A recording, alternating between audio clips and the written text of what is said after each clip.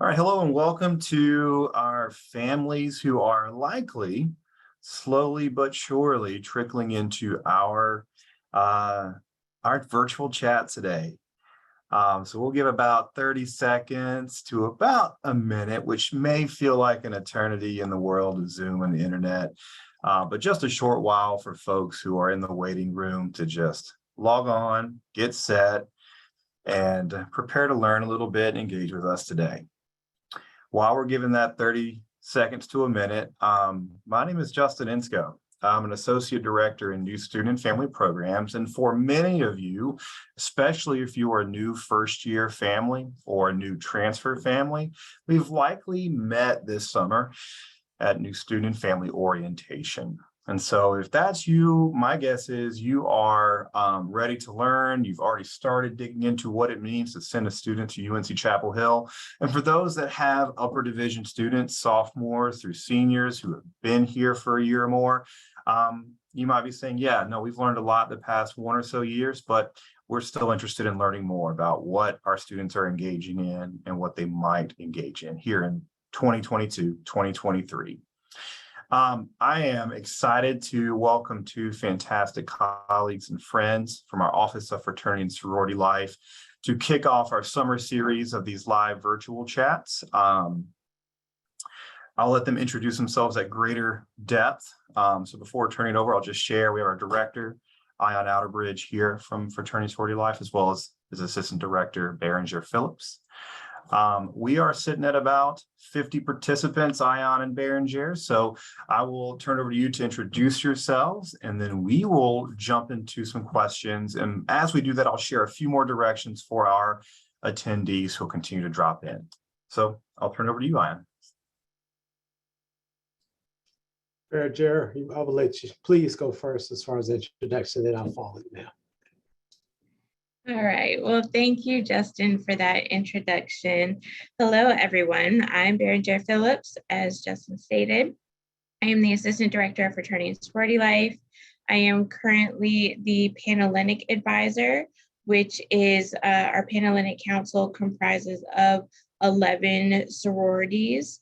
And then I'm also the Multicultural Greek Council Advisor, which this council is comprised of 10 culturally based and interest-based and faith-based fraternities and sororities.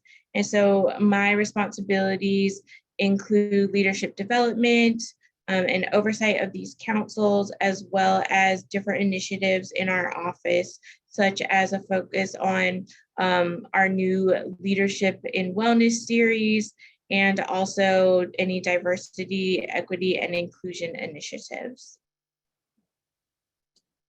Thank you, Berengére. Justin, saying thank you for having us here today. My name is Ion Outterbridge. Glad to be with you. I'm director of the office, and I actually work for Berengére Phillips, even though I have the director title. But I've been at higher ed now for 26 years.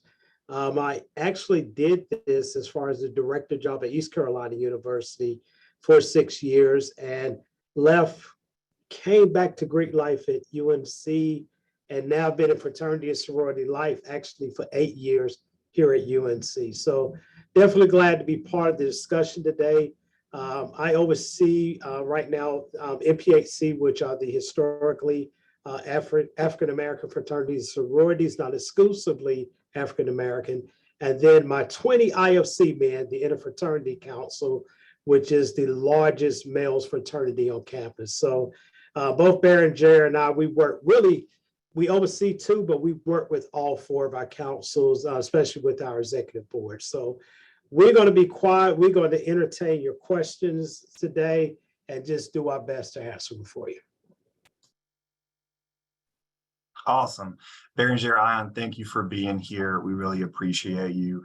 You heard it there, folks. So you have two fantastic campus experts in the world of fraternity and sorority life, as well as other topics that these groups engage in here at UNC Chapel Hill. With 60 folks here, I'm sure there are ample questions in this audience. So what I'd love to do, if you are fairly new to the Zoom world, welcome. I know it's been around for a little while. Some of us are a little bit tired of it, but hopefully here in 2022, we're able to leverage this technology to continue to reach you as families. So let's talk. On the bottom of your screen, you're likely going to see two little bubbles, and underneath it should say Q&A for question and answer. So I'd encourage you to open this up. Questions are not anonymous, but I would encourage you to type in any of your questions. You can also upvote your questions. So as you see people drop questions in and you go, oh my gosh, I'd love to know that, you are welcome to upvote those, which allows them to kind of rise to the top, and we can better address those and see those and share information with you. While you're thinking and you're stewing over, gosh, here are the things that I make sure I want to ask and get information as my student thinks about fraternity and sorority life, I do have a set of questions that can help us get started. So not a ton of pressure on you just yet, but be thinking. We encourage you to put those there. This is for you. So to kick us off, Berengére Ion, we'll start broad. So why do students want to be involved in fraternity and sorority life? What does it mean to be involved with one of those organizations? So I can start. I think for a lot of students, joining fraternity or sorority is like finding their home away from home. So whether they live in the chapter facility with an organization that has a chapter house, or if they live in the residence halls or an off-campus apartment, they are still connecting with other students that are like-minded, that are going through similar experiences, and that just have, similar majors, and they can really build those connections and that network while they're at school. So a lot of times this is a place that is really big for them, and joining a fraternity or sorority makes that feel a little bit smaller. And so they can find people to relate to. On the flip side, they can also find people who are very different from them. So if they are looking for different ways to engage with people that they may not have had contact with before, or if they're unfamiliar with different backgrounds, joining a fraternity or sorority can also help in that exploration of, diversity and inclusion and just meeting new people. Ion. Well, no, I think you did a great job with that one. I was going to take the first Q&A that I saw on the screen. So great job with that one. All of my son friends seem to be set on rushing first semester. I'm concerned about managing academics with being a first semester freshman. Can you comment? Very good question. Here at Carolina, of course, our Interfraternity Council and our Panhellenic Association, which are our largest male and female groups, they do recruit first semester freshmen. I always tell parents and students it's up to the individual. For instance, we do, especially for the Interfraternity Council, they have recruitment or rush both fall and spring, and Panhellenic, they do a formal process in the fall and another process is in the spring, but the challenge in the spring for Panhellenic is not as detailed or structured, and then it depends on the chapters that didn't make what they call quota or campus total, and I let Berengére get into that for the sorority system. But for my men specifically, I think it's up to the individual. The good thing with IFC, and I'm going to say the other fraternities within the community, whether it's the NPHC fraternity or MGC fraternity, it's really up to that individual.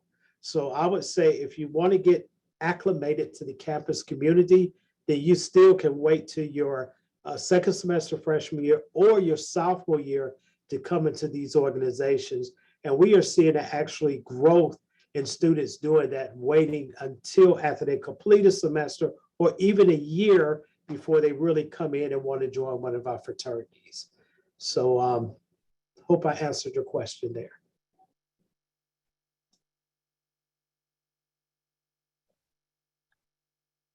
That's really great to know. And this is probably related in terms of, when folks get here, let's say they jump into a fraternity or sorority organization.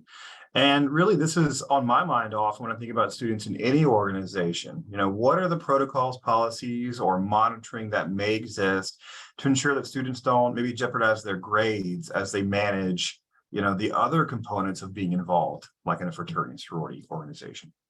What do you think? So each organization has a specific GPA requirement for students to join. So for those who are waiting beyond their first semester, first year to join, they do have to keep up their academics just to be able to join in the first place.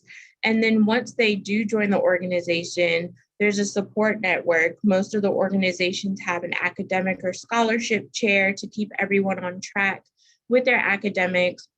They have study hours. There's like mentorship trees and just making sure that that students are still focusing on academics. We definitely stress that you are here first as a student and then whatever else you want to do. And then, we're really proud of the fact that our organizations have a higher GPA than the average Carolina student. And so I think that comes from us priding ourselves on, again, having that support network and being able and encouraging our students to reach out when they need help. They have off-campus and on-campus advisors that can also help monitor academics as well. You mind if I just add to that? Berengére was very informative. Also, we are very proud that we have a over 90% retention rate with our community, along with 95% graduation rate in 4 years. And I just got that data for 2022 on the day before yesterday. So once again, like Berengére said, we are leaders when it comes to grades, recruitment, retention, and graduation. So I think that's something to be very proud of. That's awesome. I'm encouraged to hear that information. I wasn't aware. That's incredible. These kind of go hand in hand, I think. So the second question here is, can you walk us through the rush process or recruitment process? This person asked specifically for fraternities, but I would open it up to both, right? What can you share with us about maybe the differences and what folks might expect in a recruitment process? And do most students rush or do recruitment in their first year? Or is it common to rush your second year once you get your bearings to college life? It does sound like Ion mentioned some folks do wait a semester or more to do just that. But, what does the process look like? And then maybe overall, what is the time commitment for those organizations generally? So the process for recruitment is determined by what council or organization students are wanting to join. So our office oversees 50 fraternities and sororities that fall under 4 governing councils. And so each council does recruitment a little bit differently. So for Panhellenic, which is all sororities, there is a structured process that begins the first week of classes where everyone will register. They will meet all of the chapters in the council. It's a 6-day process where they will go and little by little make their determination of which organizations they're interested in. And then on the flip side, the organizations are also determining who to invite back the next day. And then by the end of that process, the individual will hopefully receive a bid and they can accept or reject the bid. For the Interfraternity Council, which is all fraternities, they also start the first week of classes with a recruitment kickoff. And that is the opportunity to meet all of the chapters in that council. And then after that, for the next 10 days, they can pick and choose which organizations to attend their events for.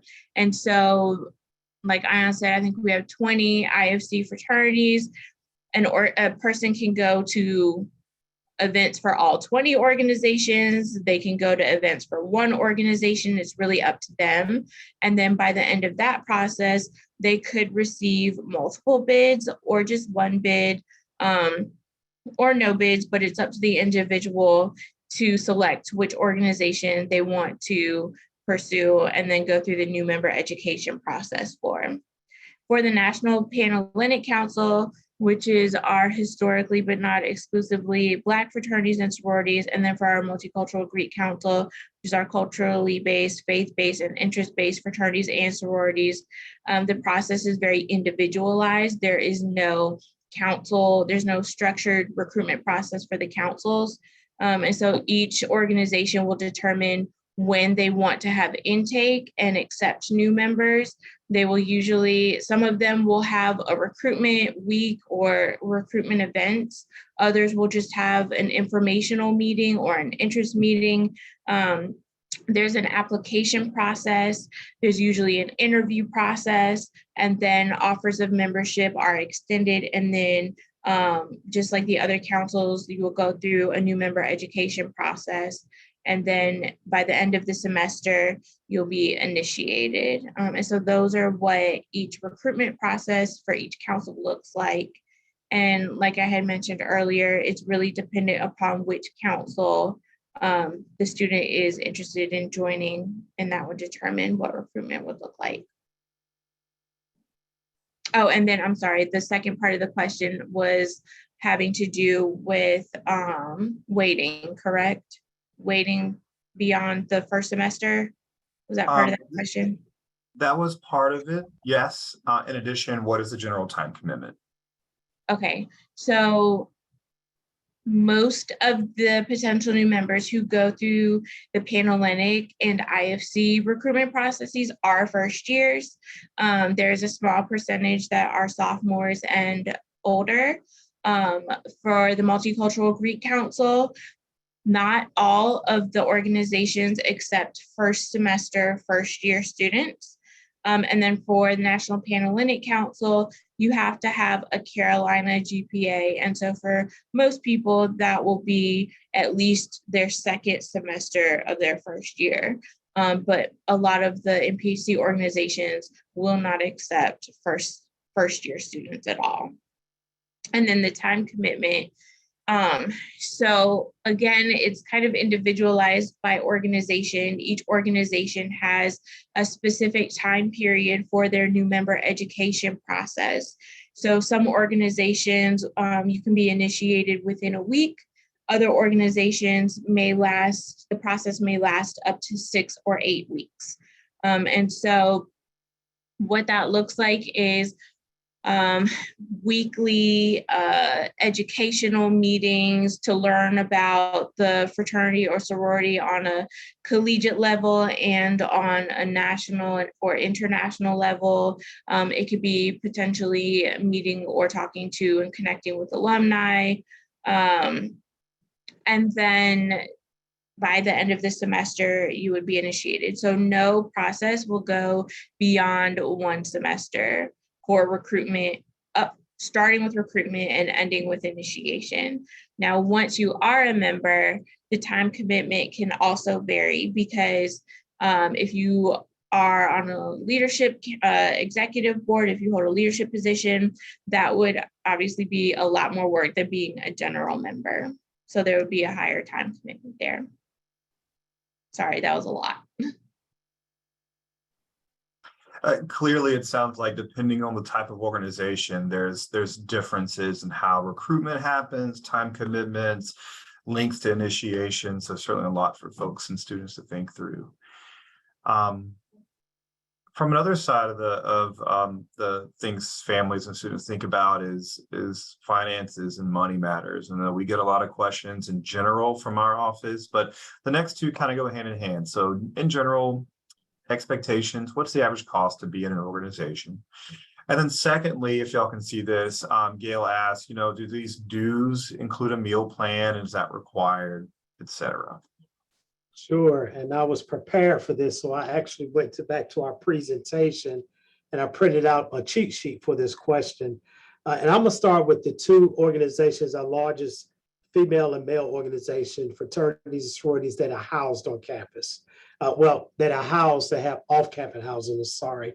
And one thing I want to share with the parents and the students, those houses are privately owned. We still have a good working relationship with the houses, with the housing corporations, and that's very important to know. So for IFC, it's going to cost the initiation member to living in a house per semester about an average of $4,300. That includes room, board, meals, and chapter fees, okay? Any initiated member that lives outside of the house, average is going to be right at $2,500, but that also includes your meals and chapter meals. And new members, be prepared to pay an additional $1,700. And remember, these are averages. It really depends on the fraternity within the interfraternity council. And right now, we have 20 fraternities that are housed, we have 18 fraternities that are housed and 2 that are not housed. So it's important to understand that. Panhellenic numbers are very similar. For individuals living in a house, it's going to cost you right at $3,700 to $3,800 a semester. And once again, that includes room, board, meals, and chapter fees. For members who live outside the house, is right at the average of $2,000. And there's a little bit more reason because they have more members. We have Panhellenic chapters that are between 160 up to 200 women per chapter. So that's why they can lower their fees a little bit more. And then for the new member, add on prospective new member, if you decide to come through fall semester, add on those new member fees right at $2,300, but also keep in mind that part of that will be for your meals. So I was talking to some parents that stopped by my office earlier last week, or anytime within the last couple of weeks. They were asking me questions about, well, which meal plan should we purchase? And I know, and what I said, well, key, where are your students living? If you're living in Granville, I would suggest you, if your daughter or son is going through recruitment, I would suggest that you might want to purchase the lowest meal plan. And then, because it's good to have an alternate, because you may not be able to make it to the house for your meals, okay? So if you purchase the lowest meal plan with Granville, you will have the opportunity in November to make changes to that meal plan for the upcoming spring semester. Also, freshmen cannot live in the fraternity and sorority houses. You have to wait till your sophomore year. So that's another thing I want you to understand. Now for MGC, the multicultural groups, Berengére is going to get me for that. And MPHC, for MGC, is the initiation cost averages about $150 to $200. And there's a new member average of $750 along to that. Keep in mind that the MGC and the MPHC organizations do not have houses, mainly because they are smaller chapters here at Carolina. For MPHC, pretty much the same. The initiation fee averages about $150 per year. But as far as joining the organization, you might want to add an additional $1,000. And that depends on which fraternity or sorority that you go into. Some are higher than others, some are a little more reasonable. So I think I hit everything. With that, I added about the meal plans. If your student lives on campus and they go through IFC recruitment this fall first semester, or Panhellenic recruitment this fall first semester freshmen, once they receive their bid, they can take that to CDS, Carolina Dining Services, and they can either reduce their meal plan or opt out of a meal plan. I would suggest to reduce it. Don't opt out, because as I said, there are going to be times that you cannot get to the fraternity or sorority house to get a lunch or a breakfast or even a dinner. And it's good to have that option where you can still get some food here on campus in between classes. So I think I asked that. I don't want to be too long-winded. All right, I think you may have that may have helped folks think of other components to ask about meal plans. One did just pop up. What do these meal plans include? Is it a cafeteria style option offered in the sorority house? And could you advise on the meal plan options in the house? Is that something that you all would know, or is there a way families can get this direct from organizations? What would you advise? I think, Berengére, jump in. All of our houses have professional chefs. I know, especially in the sorority houses, both Berengére and I have had the opportunity to have lunch in those houses. We conduct house director meetings, and usually the house directors will volunteer. So they have full chefs that are in the house. They have weekly schedules as far as the meal plan and things of that nature. With my IFC, they also have chefs that they don't live in, none of the chefs live in the house, but they do have chefs in their house also. They also have a full weekly meal plan. And keep in mind, as you can see, I'm a big college football fan. As we get into football season, a lot of times on the weekend, especially home games, they may not have a meal served, but that's because a lot of tailgating is going on in both the fraternity and sorority houses, on the outside of the houses and things like that. So I just wanted to make sure you understand that. Berengére, did I miss anything? I would just add that the chefs are very cognizant of any dietary restrictions as well. That's huge. I'm glad you said that. I know that we hear a lot of accommodation requests and for orientation work that we do. And certainly that's one of the biggest questions we get toward our Carolina Dining Services folks about dietary needs.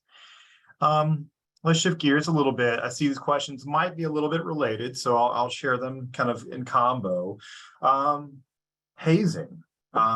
Tiffany asks, is sleep deprivation a form of hazing? And then I think maybe not in the same vein, what's the oversight that UNC Chapel Hill provides when it comes to events, programs, parties, etc.?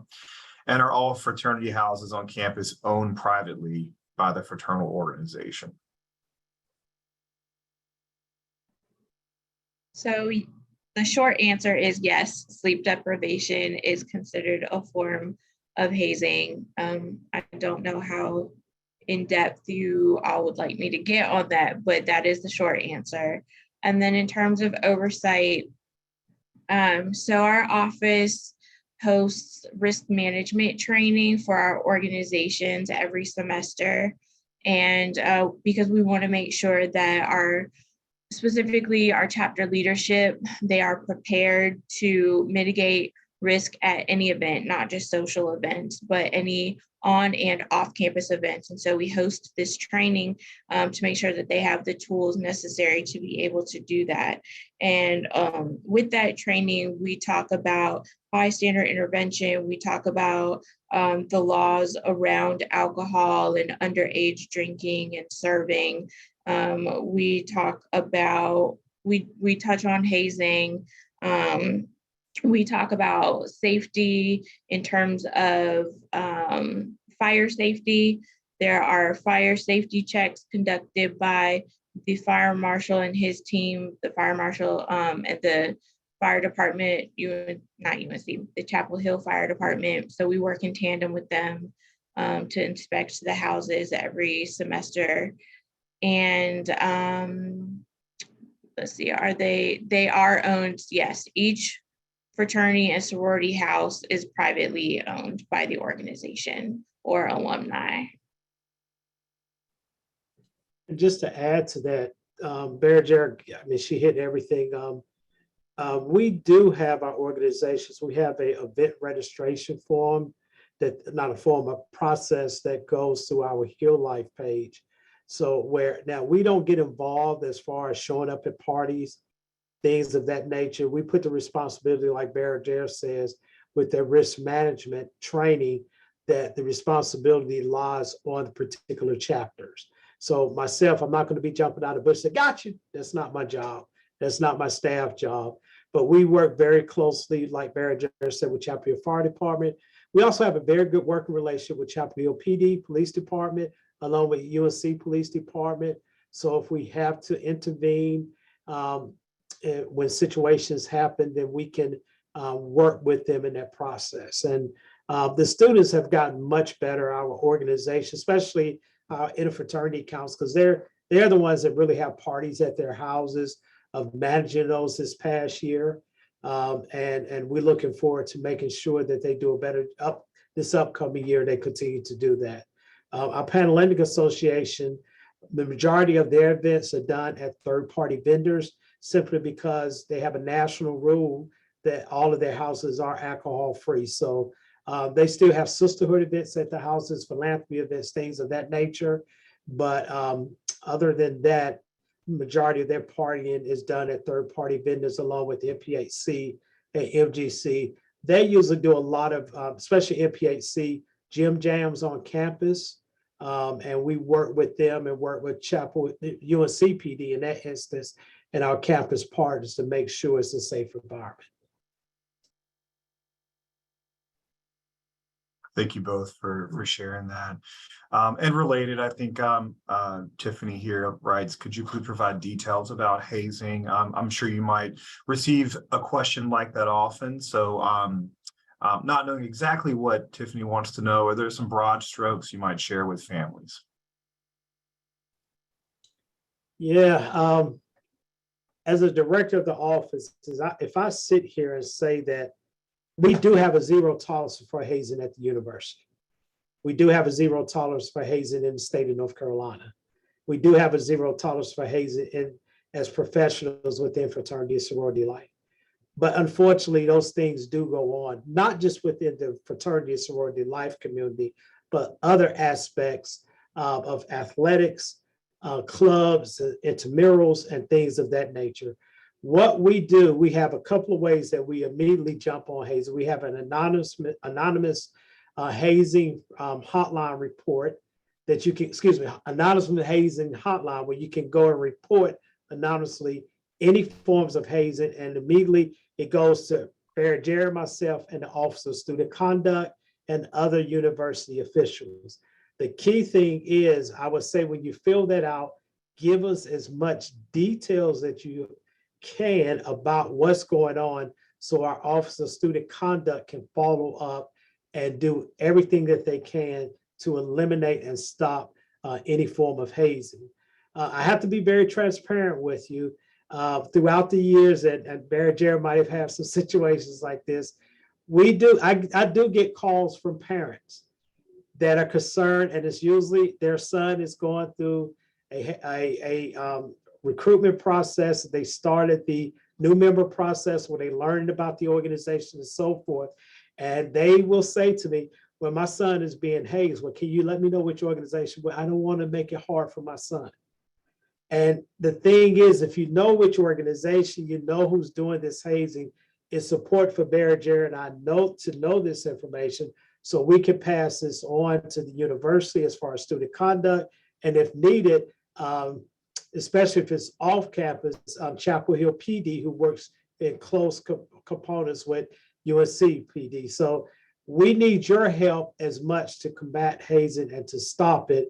I can say, as far as the percentage in the last 5 years, we might have had, out of our total of 50 organizations, or 48 at the time, only 3 to 4 organizations have been cited and accept the responsibility for hazing. The majority of our challenges is dealing with the university alcohol policy here at Carolina with our fraternities. So, I just wanted to be transparent there. We have, unfortunately, had to close down a few organizations over the past 4 to 5 years, with some of those organizations petition to return this next summer and the summer after. I love that piece, right, Ion, Berengére, like, that information. I know it doesn't feel great to maybe like share it, but it's huge. It's helpful in holding folks accountable and addressing a need. I can only imagine the other families that don't know if an instance is happening that would love for it to be addressed, because their student may also be in those groups.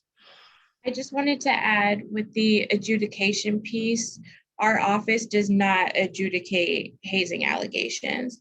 Everything goes through the Office of Student Conduct, from the report to the investigation, to the hearing, to the sanctioning. So I just wanted to make that very clear. I know at some institutions, the Office of Fraternity and Sorority Life does adjudicate hazing allegations, and at Carolina, we do not. So all of that is handed over to student conduct. Good to know. There is a question here that's had a few upvotes here, and earlier Ion, Berengére, you shared a lot of the great academic success students have had coming through here. What is the percentage of students that are at Carolina that actually are part of fraternity and sorority life groups?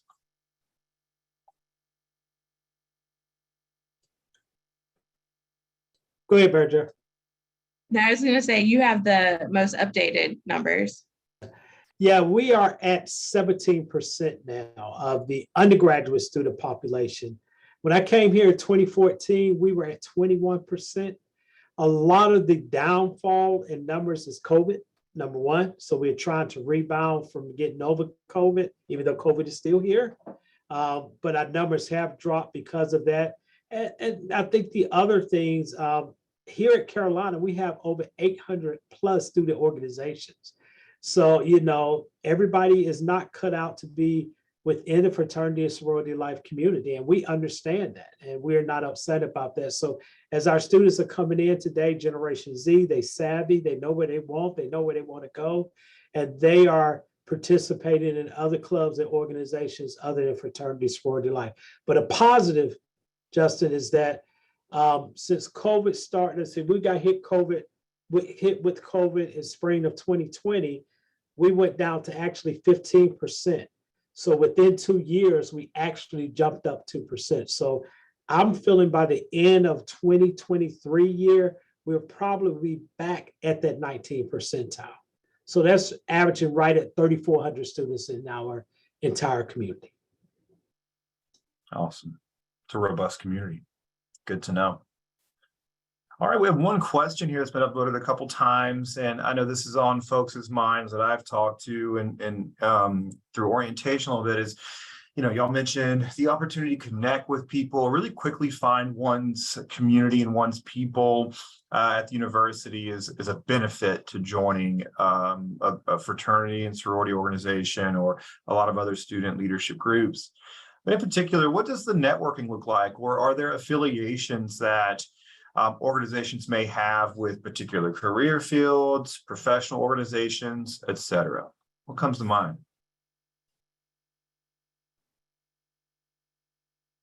So our office does not oversee any academic or professional fraternities and sororities.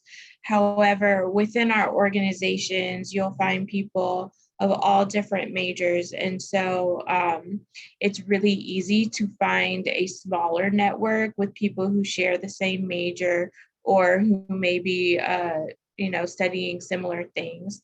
And so it's easy to find like study groups, whether it's within their own chapter or across chapters or councils. But as an office and under our umbrella, we oversee the social fraternities and sororities, and the academic and professional organizations are housed in the Office of Student Life and Leadership. It's a great kind of way to differentiate it there, Berengére. And I want to share with families is Heal Life is a website that we encourage all incoming students and current students to engage in. It's a great way to get connected, find contact information, know more about organizations, and see what kind of events are coming from all of these fantastic groups on campus, including those academic, professional, and pre-professional fraternal organizations. All right.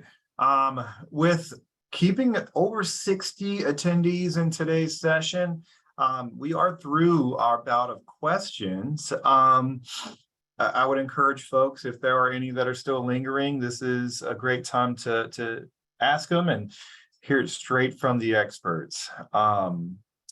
If you're mulling that over, what I'll kind of start to wind down and close out with is Ion, Berengére, from your perspectives, knowing that a grip of the folks who have registered for today's session are first year families, is there any particular advice or guidance that you would share with them as they get their student here in their first few weeks, and they're exploring recruitment? I'm going to hit this, and then Berengére, she's going to hit it from a professional standpoint. I'm going to hit it as a parent. I've been blessed that I had my daughter finish Stanford University.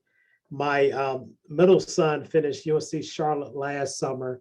And we have our youngest son is attending Appalachian State University right now as we speak. And actually, he's a full scholarship football player. So he's going into his sophomore year. And a lot of you may know this. We actually travel up to Boone and the weekend of Labor Day. So I got to go up there and hide because I'm gonna have my Appalachian State gear on for that game. But as a parent, one thing that I try to remember as my kids go off to school, as all of them have gone off to school, is I try to put the trust in the university, but at the same time, still be a parent. So I would say get involved with the parent association if you can. Come by, and if your son or daughter gets involved with one of our fraternities and sororities, come by and meet Berengére and I. And we are also in the process of hiring our second assistant director. Our Cassie left us back in March, so we're trying to fill that position. But we are here for you. We are here to help you. We are here to answer any questions. I also have a background in undergraduate admissions, so I know a lot about articulation agreements between the community college system and the university system, and also just about coming to school and putting together a solid curriculum for your students. So from a parent's perspective, that's important. I want you all to feel and understand that when your son and daughters come here to Carolina, and especially if they get involved with our community, when I say I'm hands-on, I'm hands-on because I'm caring. I'm hands-on because I want them to complete their purpose of coming here, and that's to get their degree.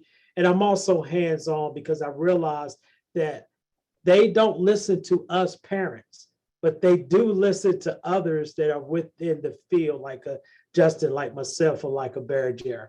So from a parent, I hope you appreciate that with me being a parent. And then from the professional aspect, I'm going to shut up and let Berengére handle that. I would say that joining a fraternity or sorority is a very individualized decision. And I am also a parent, however, my kids are not as old as Ion's.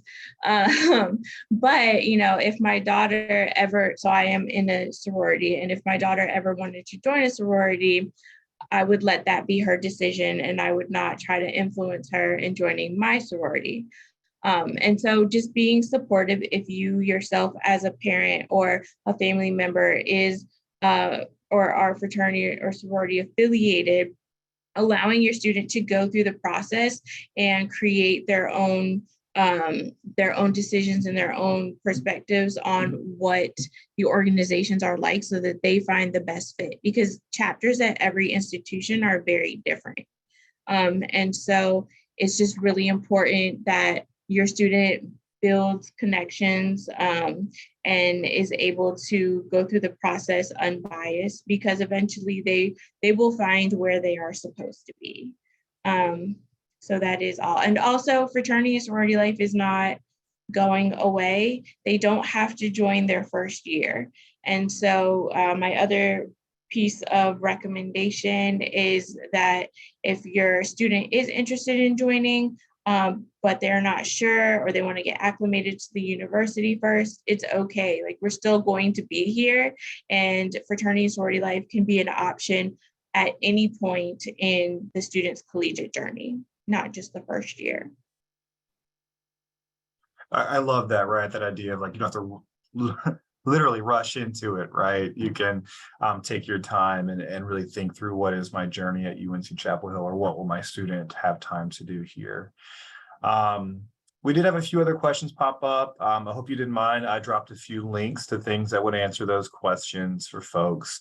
The last two here, a couple. One, do you have to have letters of recommendations for sororities or Panhellenic chapters?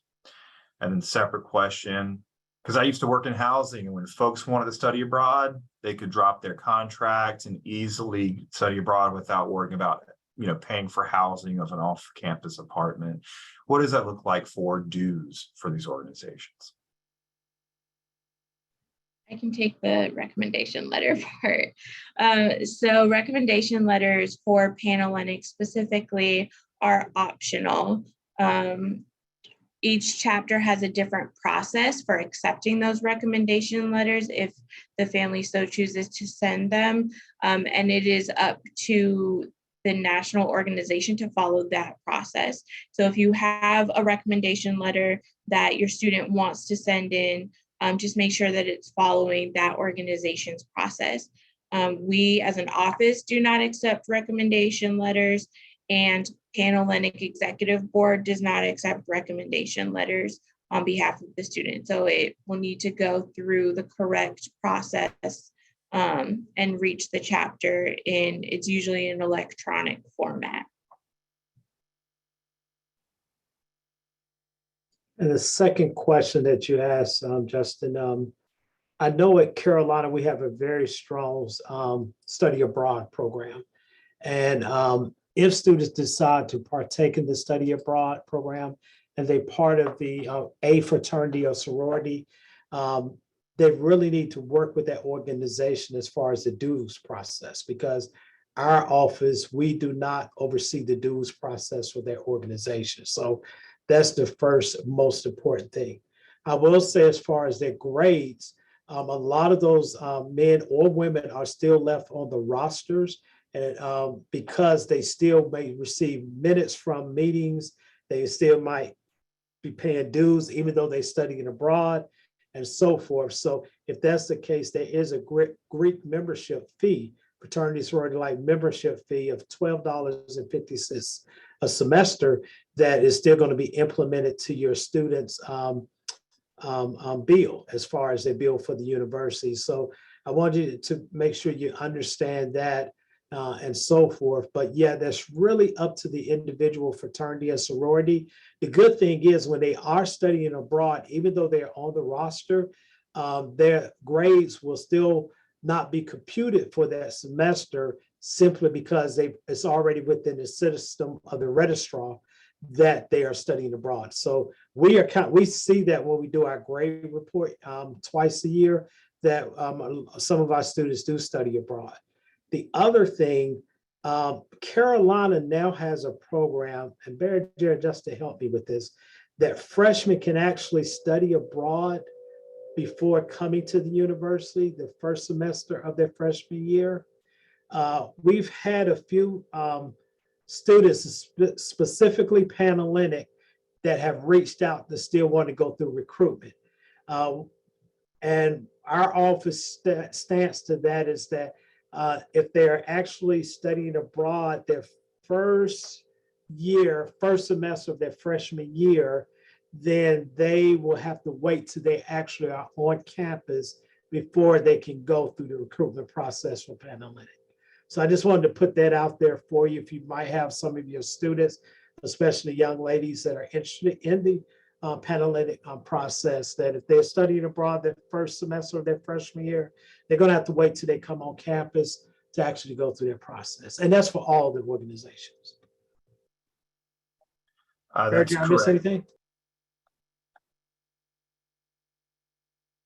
Yeah, I was going to share, Ion, that program is called Carolina Global Launch. I dropped a link in the chat. Typically, families would already know when they were admitted months ago, if that's them. And that's a great point. We did come across that previously, right? When can I join if I'm missing that first semester? And of course, we learned today, you get on campus that second semester, and certainly later in your collegiate career, you can go through that process. We're going to close out here, folks. I want to share a couple of things before we say goodbye to our fantastic guests. In the chat, I did put in there their bio information from their website in case there's other information you'd like to email their group about. New student and family programs. We aren't just here as an orientation office. We're here for you as families, whether it's your students' first year or their fourth year or beyond. Please let us know how we can help. Email us, call us. I dropped our link in the chat as well to our professional staff. We have 2 more virtual chats this summer. In a couple of weeks, we'll have our Director of Carolina Housing and our Director of Off-Campus Student Living to chat more about the myths and facts of what it means to choose to live off-campus in your sophomore or later years, and how to help families help their students navigate that. And later on, if you're a transfer family, you'll meet with our coordinator for transfer student success, Luke Fayard, who's a fantastic resource to help and support your transfer students. With that said, Ion, Berengére, we truly appreciate all you do in general for these students who make up our fraternity sorority life community, and of course, all you do to help make student affairs and UNC fantastic. Thank you for being here today. And thank you all, families, for dropping in to learn a little bit more. Rest easy that I will be sending this out to you all who attended today, as well as folks who could not attend, as a recording, and also recap some of the great information that was shared today. Thank you all. Be well. Let us know if you need anything. Take care and go Heels.